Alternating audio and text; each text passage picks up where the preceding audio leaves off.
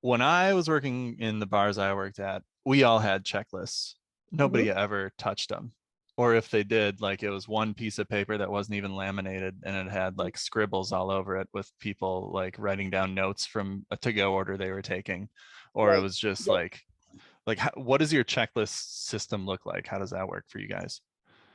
So remember, in the thing I'll say, your staff can fire you. Mm-hmm. 100%. That's what quitting is.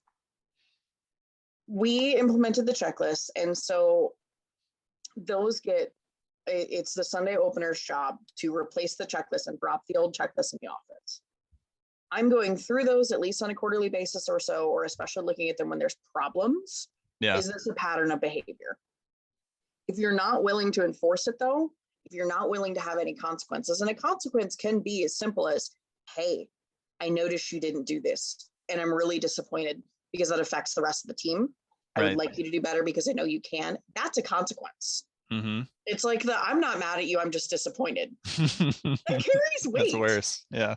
It's so much worse. But you have to be willing to enforce it. And if you have staff who aren't carrying the weight, you have to have, I think it's best to have policies. What does it mean if you don't do the checklist X number of times? What does it mean if you're letting things drop? What does a write-up look like? What is a write-up? What are the consequences? We're an at-will state. Yep. We can let you go at any time. Do I believe in that? No. I want to coach someone to success because that's almost always better than letting them go. There are points in which you have to let someone go. Mm-hmm. That's just the way it is. And Right. especially trying to enforce, the bar culture that you want to have or the group dynamics. But it's your job as a manager to make Mm-hmm. sure that you are equipping your team for success. And part of that is that enforcement of the expectations. I will say we have issue. We had, especially there was a growing period, like an adjustment period, getting into it. Like, hey, I noticed you signed off on this line, but it actually didn't get done. I Mm-hmm. need you to be more thorough in reading this and don't sign something you didn't do. So we have those conversations every so often, like, hey guys, y'all are checking on you didn't do like on this thing that you didn't do. I'm gonna bold it and we're breaking it out into its own line. I need you to do better about this. Here's consequences. Right. Health inspector comes in, this is a problem. Laying out why it's on there, it's not just busy work. Yeah. And I think communicating that, like setting up why it's an expectation. Also, I don't expect you to do more than what's on the checklist. Mm-hmm. I don't expect you to go above and beyond. We've got a daily task that each shift has their own like daily checklist, and then each shift has its own weekly cleaning task that needs to be done once a week. Okay. Those are the things I expect of you on your shift. Um, that wouldn't work if you're not going to enforce it. Right. But it's so much easier to communicate expectations in written form, Uh-huh. spend a couple of weeks going over what that actually means. Yeah. Okay, I said break down the fruit caddy. What do you mean? What does that look like? Did you show them that you have to hit the button in the back to take the top off so you can clean it all? Really getting into the nitty gritty of what are you expecting? Mm-hmm. And I think that's kind of one of the main communication issues we have as humans is not Right. communicating expectations or following up on them Right. appropriately. Or at least like not establishing them at the top from the Yep. beginning. Yep. And this is a dynamic industry. We're learning. The checklists change on about a quarterly basis too. Mm-hmm. Whenever we do a menu change and like, oh, hey, I don't need you to make sure we have 18 warm teas stocked. It's June, not a thing. So those will change too. But that's where those weekly staff meetings for us come in place, where I also ask staff for feedback on those checklists. Yeah. Like, hey, I know that this is a lot on the checklist. Do we need to make any changes? Is there something that would be better as an opening task versus a closing task? And getting their feedback again to get them to feel invested as well. Yeah. So checklist once a week. There's a new document that's printed out. Is it one Yes. sheet and it's just like Yep. here, and then when people are done, they sign their name and say like I did Yep. So this. it's got a list of tasks and it's got 7 different columns so that each day the initials are done. So your coworkers can also see if you've done it. Okay. Or if you So said that you've done it and you and didn't. didn't. Yeah. Yes. So there's a little bit of that too, where it's also communicating what is your role in the team? Mm-hmm. Why is this an opening duty versus a closing duty? What does this do to set the team up for success? Yeah. But yes, and I can send you a copy of a check-in or a checklist also. Yeah, that'd be great, because like most of them suck, you know? Yeah, and they're dynamic, like I said. It's not Yeah. perfect, but it is so much better to have that than nothing. Well, yeah, and like they turn them in to you. They put them in the office so that there's some Yep. accountability there. The one that we had, that the place I'm talking about, it was laminated, and they Mhm. kept a dry erase marker in there. Yep. And I And so understand that. no accountability. It's Yep. easier because you don't have to print anything out or look at anything, but Exactly. no accountability. It Yep. looks like you didn't sign this. I must have gotten erased. I don't know. I did that.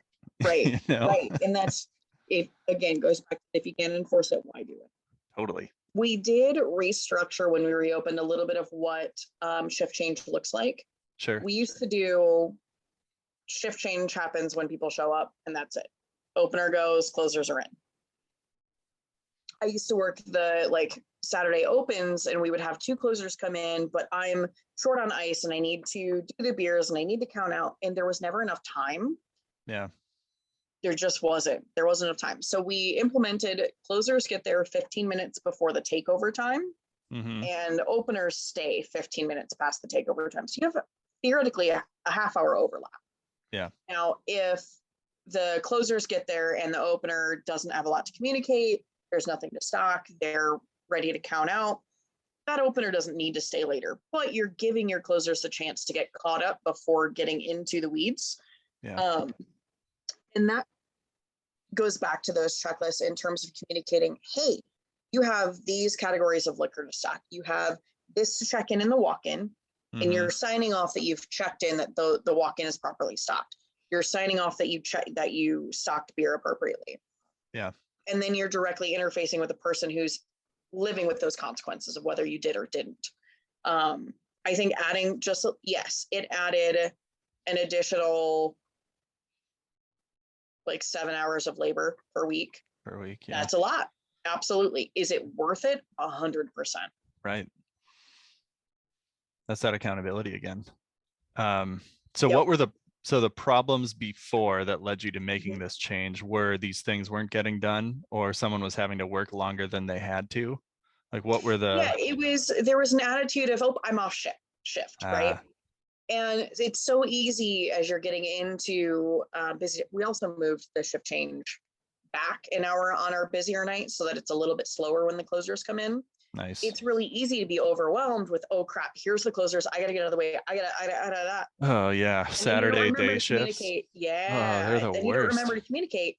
Oh, Yeah. we need to cut limes. You need Miller Lite. You need this, that, and the other. By making it so much more frantic, you Mm-hmm. lose effective communication. Right. So I used to work that Saturday open, and it took some feedback of like, hey, you forgot to stock this thing again. You didn't tell us this needed done. Oh, I didn't think about it. Shoot, Yeah. So encouraging openers to keep a checklist. If you can't get downstairs to do something during your shift, make a note of it so you're communicating it at shift change. Yeah. And just building in that time, because sometimes it would be, yeah, hey, I'm behind on dishes. We have a 3 sink. We don't have a dishwasher. We don't have a rinse plate. Yeah. It's a lot. So even just that extra 15 to 30-minute overlap, it just had space. I think we're all post-pandemic realizing things are more expensive. It's just more expensive to run a business. The Yeah. costs have gone up in a lot of ways, and your labor is going to go up too. Mm-hmm. And if you haven't had your labor go up, I seriously challenge you to question that. Invest in your folks and Right. recognize when they can go elsewhere and do a Mhm. little bit better for themselves. Give them reasons to not leave.